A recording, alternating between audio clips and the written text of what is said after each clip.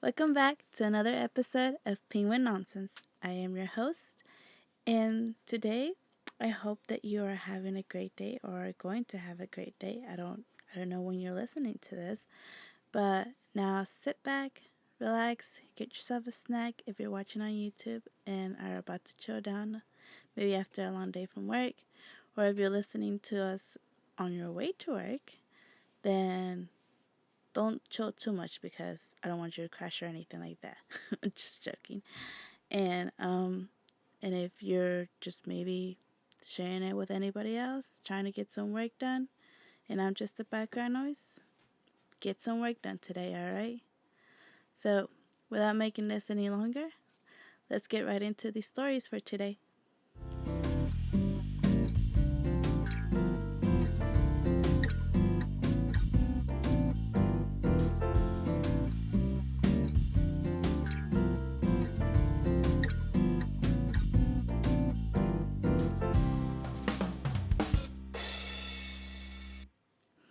All right, starting with our first news for today. It's something that I think has been going around and TikTok, Facebook, Instagram, pretty much everywhere. I think we have heard a lot of this story. And my brother actually brought it up to me again. He informs me of a lot of things. He think he spends too much time on the internet, but about the whole Middle Eastern rivals, Iran and Saudi Arabia, how all of a sudden they have formed and signed this treaty. So I found an article about what exactly is going on, what kind of this means for us, that kind of stuff. So the article wrote the foreign ministries of bitter Middle Eastern rivals Iran and Saudi Arabia have held official talks for the first time since 2016.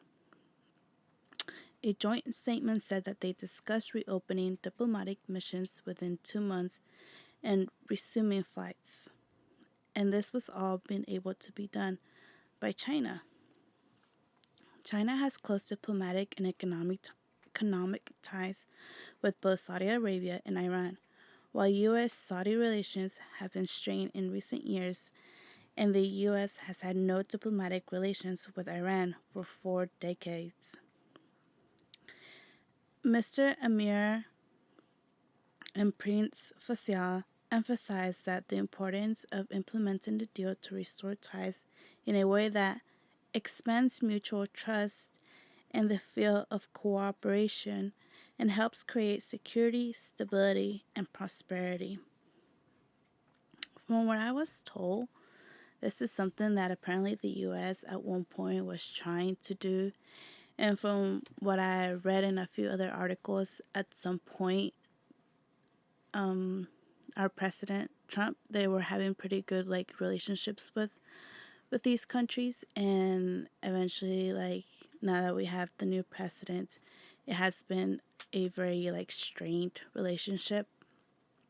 So all of a sudden, the China decides to make this treaty and shows it to both of them. And they finally have come to an agreement to sign this peace treaty, something that usually I know the U.S. gets involved in everything, and usually the U.S. is able to make a lot of things happen, but this time the U.S. couldn't do it. And to have China do it, a communist country, it's a really big deal.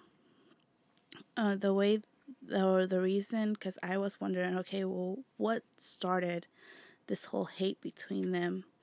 So apparently, Saudi Arabia cut ties with Iran 7 years ago after crowds stormed in its embassy in Tehran.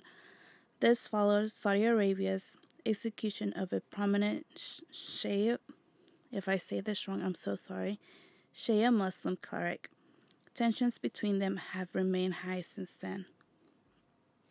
So this was something that really caused some tensions between it, and ever since then they have had different other disagreements between the countries, and everything has just kind of pretty much worse above that. There is plenty of articles out there where they just talk about all their tensions they had in their country.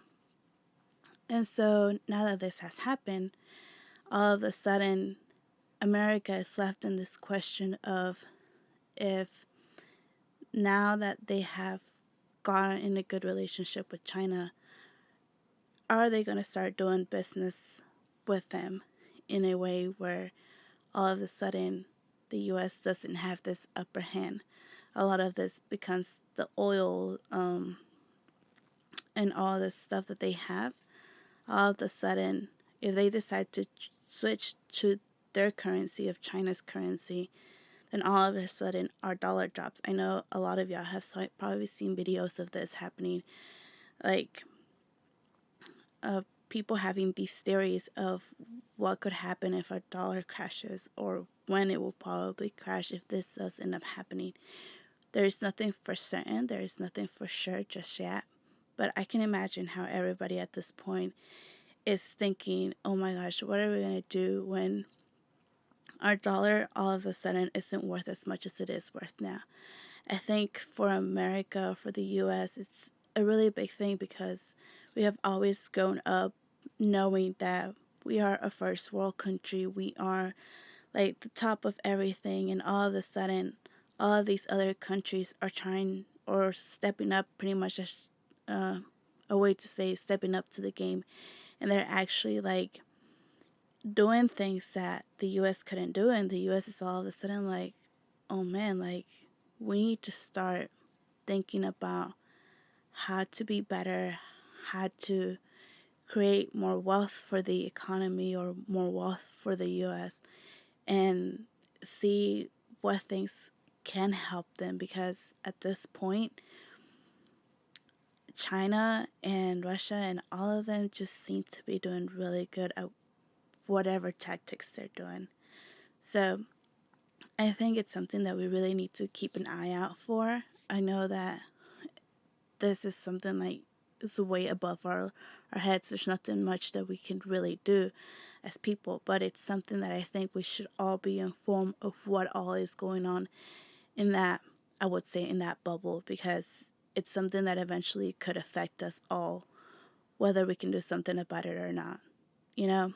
So I thought I should cover this story because I thought this is something I for sure want to keep up with, and I feel like it's something other people out there might want to keep up with too.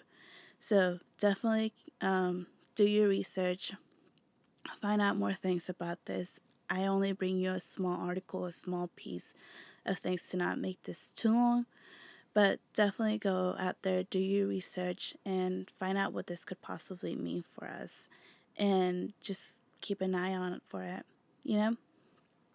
So let me know in the comments what your theories are, that kind of stuff, because there was a lot of theories on the internet out there of what could possibly happen, and I am not the greatest at knowing anything about money or economics or anything like that, but I definitely do love hearing your theories and that kind of stuff. So let me know what you guys think. What do you think is going to happen? How is our future looking, at least for the USA? And just share your opinions, all right? And now we go on to our second story of the day. So this story is not an Am I the A-hole story. I know I usually like to bring y'all some Am I the A-hole stories. Mostly because I really like them and I really enjoy kind of just hearing different scenarios and different things that are happening. But this one, it was more on the, not the A-hole platform, but it was on the relationship advice one. And I thought this would be an interesting one.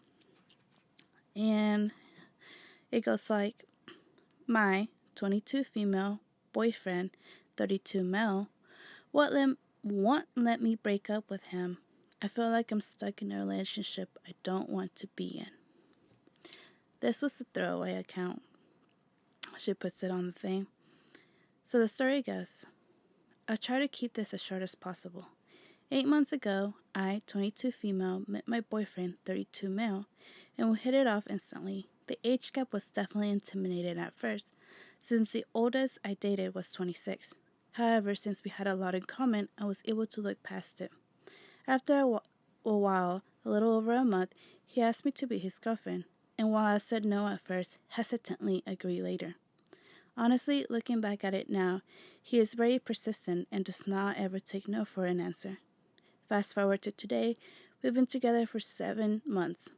However, since we've had way more downs than ups in the relationship, this is my first proper relationship, and I'm also a virgin, which he knows because I want to save it for someone special.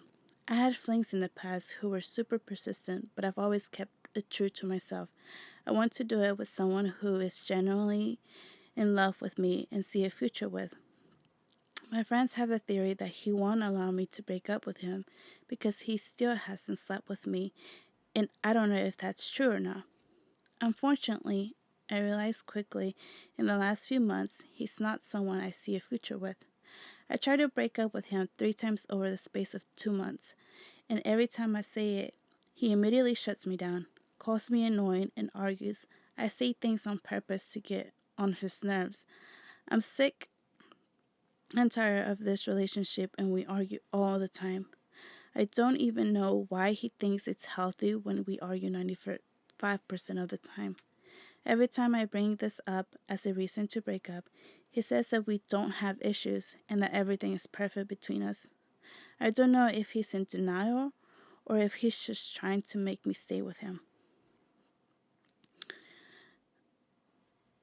And so that's where she ends the story on that one. And she also does an edit and she goes, "My friends keep telling me to break things off and are complaining that I'm still with him, saying that I'm leading him on and I have no backbone. I'm generally terrified of him because he doesn't seem to stay with him because I don't want to stay with him until I'm old, and I even have nightmares about it. He tried to find my address recently, and since he doesn't have it, my parents would have a heart attack if they knew I'm seeing someone who's 32, but I'm keeping that away from him since he said if I ever ignore his messages, he would come to my house personally. I don't know what to do. I feel like I'm losing myself each day in this relationship. I honestly wish I never met him. I feel like my life is out of control." So I feel like this is one of those relationships where the 10-year difference is big. I am very big on big age caps because I sadly see him on the other side of the spectrum of there might be some pedophilia going on there. I don't agree with such a big age cap. But that's not to say I know there's people out there and they're living totally fine, happy lives. It is what it is. But in this situation, he's 32, she's 22. That's such a big difference. They're like in completely different mindsets at this point. Like she's young, she just graduated school from what I can think of. Like at the age of I was 22, she just graduated school. She's trying to get to know what she likes, what she wants, that kind of stuff. Whereas he is 32, he has lived 10 more years more than her and has probably by now know what he wants, what he doesn't want, that kind of stuff. The experiences are totally different. The mentality is totally different. So I totally agree that she should leave this relationship. But I also understand how hard it can be for someone to leave a relationship in which you feel terrified to leave. She says that she hasn't told her parents because she knows this age gap is would be a no-no for her parents. Like her parents would be really mad about that. And sadly, that's the case in a lot of relationships. Like sometimes you don't feel safe enough to leave it. So we can't sit here and be like, oh, well, she should just leave it, walk away and whatnot. You don't know how hard it is for somebody to leave something that this is what they have known for a while. And when you're scared for your life, you don't know if what you're about to do is going to set something off in that person that could potentially cost your life. I have seen so many cases where girls try to leave a relationship and it's because it's very toxic, it's very bad. And sometimes they lose their lives because this guy just loses it, you know? So I can totally understand where she's coming from. I can totally understand why she's scared of doing what she's doing. The top comment on this one was that she needs to send him a text message saying that the two are done, then block him on everything. Don't bother with anything left in his place. Do not see him in person or speak with him on the phone. Tell your parents what's going on. They need to know since you live with them and it's a safety issue. If he keeps trying to contact you, keep the evidence but don't respond.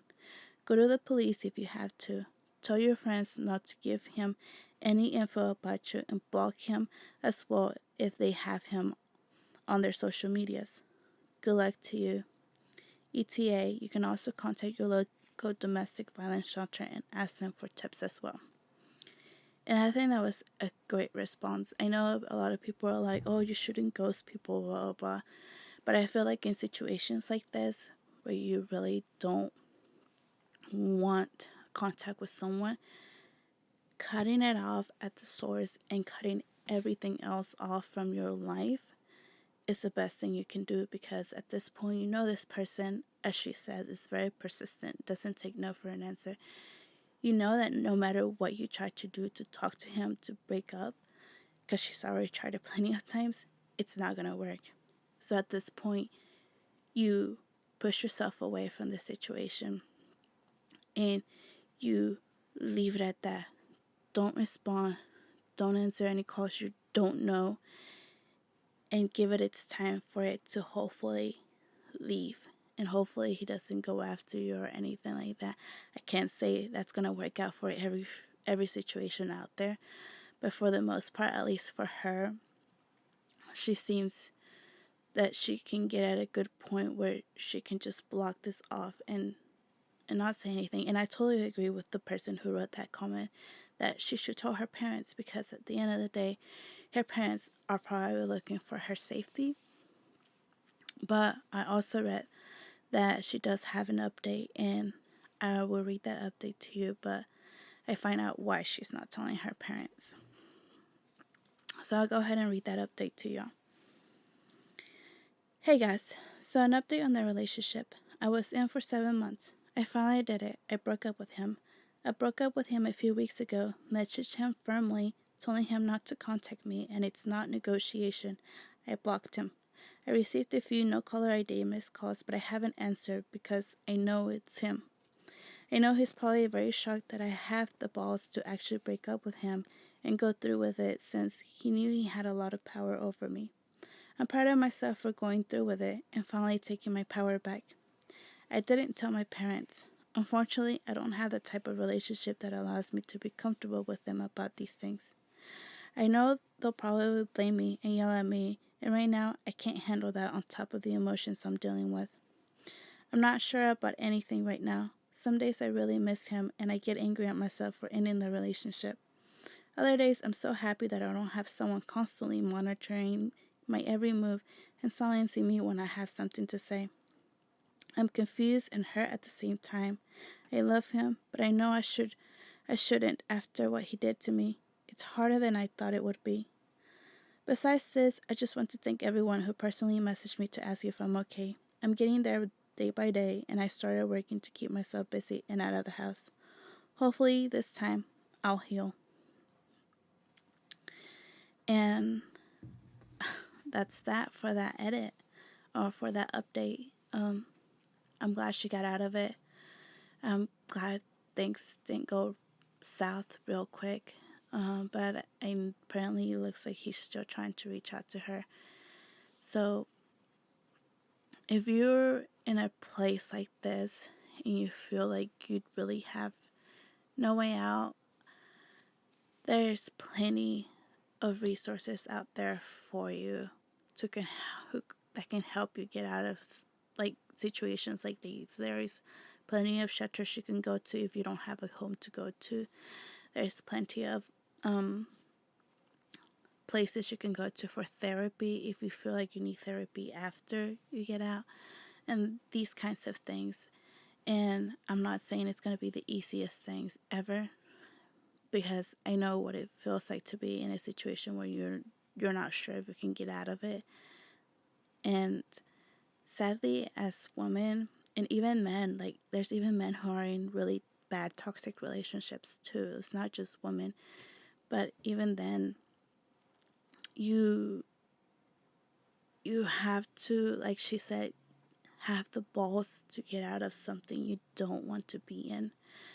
I always like to remind people that it's better to get out of something now than to maybe never get out of it and not live to tell the story, you know? Sadly, sometimes some of us go through these parts of our lives that are not the greatest, but I like to think that sometimes we went through these hardships to eventually help someone who might go through them that might not have the same strength to get out of it, and we can be that light for them to be able to get out of that situation and be the help that they need to get out of that situation. So definitely, if you feel that way, reach out to somebody, okay? Please always reach out to somebody. You will probably hear me say that a lot in this podcast, but I'm a big advocate for reaching out, because I at one point was in the point where I wasn't reaching out to anybody, and I left with the consequences of that. But the moment I did reach out, I realized that there are so many people out there that were willing to help me, and I was stopping them from doing so. So just know there's plenty of people out there who are willing to help. We just have to reach out. We just have to be like, hey, I need help with this. This is going on. Can you help me? So I'm really glad for her. It sucks that her parents would be mad at her for the situation. I know sometimes we have to live with the consequences of our actions, but I also feel like if they were good parents, they would have look out for her and taken care of her and help her get through this, and maybe make sure that this guy never had any contact with her again. And yes, maybe they would have been mad a little bit at the beginning and been like, you probably shouldn't have been talking to someone that much of an age difference. But at the same time, I feel like if they were good parents, they would probably had been more understanding and been like, you made a mistake. It's okay. But we can fix it together, and had been there for the support. But I understand that's not the case for everyone. But overall, I'm just happy that she got out. I'm happy that she's okay. And I did see a comment where it was like, about her feeling guilty about not being, about missing that relationship. And sometimes it is that way for a lot of these people. Like, they miss all that badness because that's all they knew for such a long time. And I saw a comment that was like, go out there and do the things he wouldn't let you do, because that would remind you of the freedom that you now have. And I thought that was a great comment, because I feel like now that she is free from that situation, if the more she realizes the freedom that she finally has, the more she's going to be able to not go back and think of, hey, I miss that. I miss that relationship, because she's going to realize that, hey, now I can do this. Now I can go out whenever I want to. Now I don't have to have somebody always monitor me, and that she has her freedom back. And if she goes and does all those things that he wouldn't let her do, it's going to remind her that she is free and she can do whatever she wants. So I thought it was a really good comment on whoever left that comment. So leave me your opinions at the bottom. What advice you have for people. If you have advice for people, leave it at the bottom on our YouTube videos, on our Spotify. I don't think there is a place for comments like that. To leave a good comments, I think we're just allowed to ask a few short questions. But definitely go to our YouTube and leave any advice you have for any people who might be going through this situation. Or if you went through a situation similar, what you did to get out of that situation. And if you know any resources of places other people can go to, leave them on the comments too, okay? And just know I want this to be a very supportive place. And for sure, any people out there, always reach out to somebody with expertise on different things that they could possibly help you with. Okay? And I wish every woman, every man out there to be safe. Because it's not just women, it's men too who sometimes suffer through these situations. So, like I said, once again, happy for her. And I hope she finds the person that she is looking for sure. Alright, so on to our last story of the day. And like always, it is our happy story. And when I read the story, I was like, oh, that is so cute. Because it's about books. And if you know me, you know I love books. And I sadly collect way too many to read all of them. So I have been trying to be better at not buying new books until I finish the books I have. But sometimes a certain book will catch my attention and I'll be like, I need to have this book. But I thought this was a good way of giving back to the community, but also doing something you love. So let me read this story up to y'all because I found it on the today's news article and I thought it was something worthy of sharing. I ran across it randomly on the internet. It wasn't even like I was researching or anything like that. So the story goes, how a teen cope with tragedy by organizing book drive for sick children. Since 2019, Emily has collected and donated about 15,000 books to local hospitals. Her dad calls his daughter's actions just beautiful. And her last name, I'm not going to try to say it because I feel so bad that I don't think I can say it. Because it's not a common name, so I don't want to say it wrong and people come at me about saying her name wrong. So I'm sure I'll say a lot of things wrong, but just bear with me. Okay.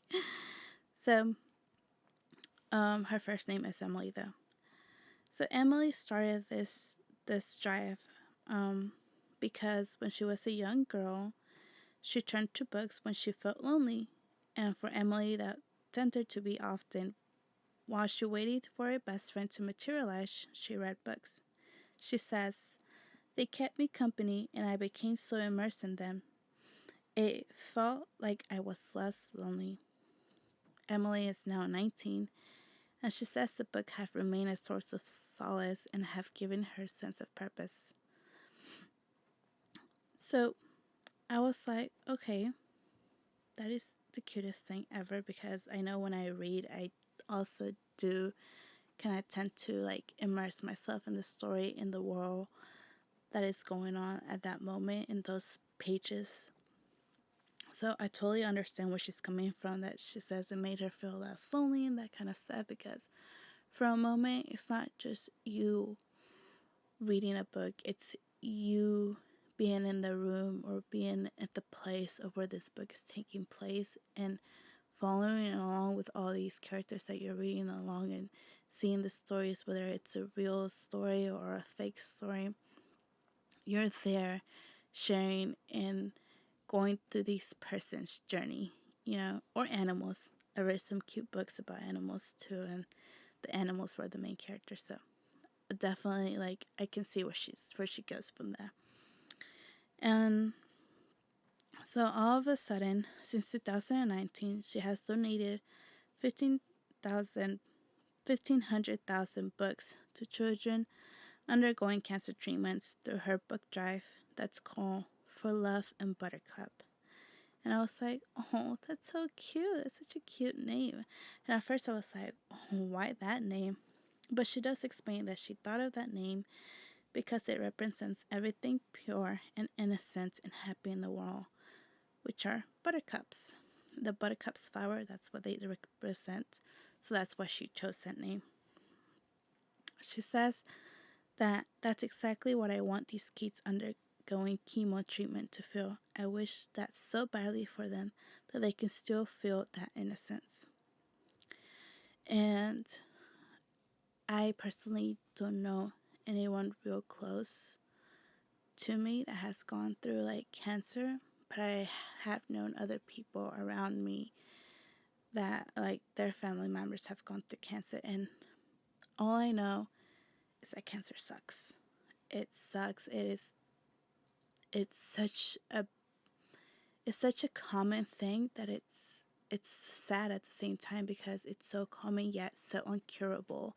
And if it is curable, it's such a hardship to go through that, through all those treatments. So for her to think that these books for a moment could keep that innocence in those children, can keep that, like, for a moment, that happiness in those kids, because for a moment they're in these books immersed just like she was at one point when she was a kid, and be immersed in these books, and for that moment forget that they're going through these.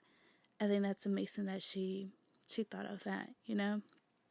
So the reason why she started this journey at all was because when she was young, her father Mike, who she thought was, or calls him, her best friend, was diagnosed with stage 4 cancer of the thyroid. And all of a sudden, she was filled with having to deal with the pressure of high school, having to deal with the pressure of taking care of her dad, or helping take care of her dad, you know. And all of a sudden, her life just pretty much got changed, because as a kid, the person who you see as your best friend, all of a sudden, like her dad, like what she saw her dad, and having to see him be in this point in his life where he might or might not make it, like, that's gotta be devastating, especially if, like, she's really close to him. This has to be one of those things where you really have no words, you really have no training for. You know, one moment you're fine, your life is just another day, and all of a sudden it's like the wall crashes down on you. And she does go on to say how her anxiety got so bad that she had to stop going to school. She had to take a break from high school. And I get that, because cancer is not something you just go easily by through and, but yeah, I had another treatment. Or it's not like taking antibiotics and you're fine in a couple of weeks, in like couple of days. By the end of the week, you're totally fine. Like, no, it's not nothing like that. It's such a long road. It's such a long journey to finish, and sadly, some people don't make it. And thankfully, they do tell us that her dad did make it. He was fine, but he did end up losing his voice through this. So he can't speak, but he's at least alive, and he won that battle. And I think him being alive is such a good thing, because now she didn't have to deal with the fact of losing her father at a young age. And I know a lot of people have lost a family member really close to cancer, but for a moment, or for this time in her lifetime, she didn't have to. But she made something come out of this, where she saw her dad being in that bed, and she knew how the books made her feel. So all of a sudden she thought, hey, if I give books to these kids who are going through the same thing, who are going through these cancer treatments that are awful, you know, like, I can help. And I'm more surprised that she thought of this. She thought of taking something good out of this whole thing. You know, most people would just kind of like sink more into their depression or whatnot of what's going on around them. But no, she decided to make something good out of something bad. And the way she started this was in 2021 on July 11. She wrote a post on the community-centric app called Nextdoor, asking neighbors to donate used books for children all ages, from infants to teenagers. And she got such a huge response. She said, so they drove around her and her 21-year-old brother around town together picking up books. Now almost 2 years following the first book drive, Emily has collected and donated the 1,500 books in the Washington, D.C. area, including Children's National Hospital, Children's Inn at NIH, Holy Cross Hospital, and Unova L.G. Murphy Children's Hospital. And so for now, Love and Buttercup's HQ is a corner inside her family's food preparation business. She hopes to expand one day and is filing for status as a nonprofit. And her dad even helps her. He ends up helping her distribute the books and drop them off at the hospitals. He drops them off at least once a month at all the little hospitals that they end up giving the books to. So at the end of the day, she also, around the article, says that she ended up even making a donation to the hospital that helped her dad get better. So it was like a full circle thing. So I think this was really inspiring. It really goes to show that sometimes it's what you decide to do for yourself. You know, for her, yeah, she had anxiety and yeah, she had depression as this was going through, but she eventually was like, you know what? I can't sit here in my sadness. I can't see her in this pain that I'm feeling or whatnot. I can do something for other people, and that's exactly what she did. She decided to go out there and, you know, make this book drive and get all these books for all these kids. And I can only imagine how happy it made them, because for a moment they didn't have to sit there and just watch outside the window or just hear another doctor's talk or anything. For a moment they could have a book and they could read a story and they could enjoy their lives just like any other normal person, you know? I know for a lot of people, sometimes people don't like reading or don't enjoy reading. I'm not saying it's for everyone. But for those of us who do read, we understand the happiness a book can bring. We understand the joy a book can bring. So I thought it was really good for her. I'm really glad she did it.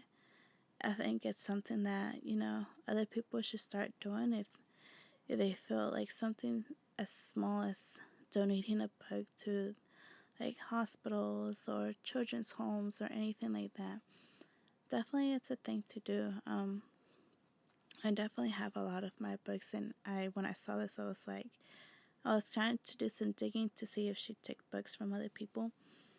At the moment, I currently couldn't find like a link to anything like in like a website or anything like that. So I did find her Instagram. She does have an Instagram by that name. So definitely look it up and see if she has like a way for people to send books, because if I can definitely send some books, I'll do some more research, and if I find a link to it, I'll definitely be putting her link to her Instagram on there, so y'all can go and look at her Instagram and go from there. But I definitely think that what she's doing is really good for other children, because I think we should really keep our children safe and happy as much as we can. I know, sadly, the world has become a very dangerous place for them, so the more that we can try to give them a little bit of happiness, the better. So definitely look into that, or if this story just inspires you to do something yourself for other people, or even if it's adults, children, whatever, then go for it. Just like she did. Like, she didn't sit around and just, you know, like I said earlier, go in her own depression, go in her own solitude. She decided to go out there and be a little bit of a light in the world. So if you feel like you want to do something like that, go out there and do it, because you never know whose lives you're going to make happy out of it. Okay? So without further ado, this is the end for all of the stories for today. Thank you for joining me. Thank you for being here in the internet. And hopefully I'll see you again next Monday. You guys have a good one. Bye. Sit down in my thinking chair and think. Sorry.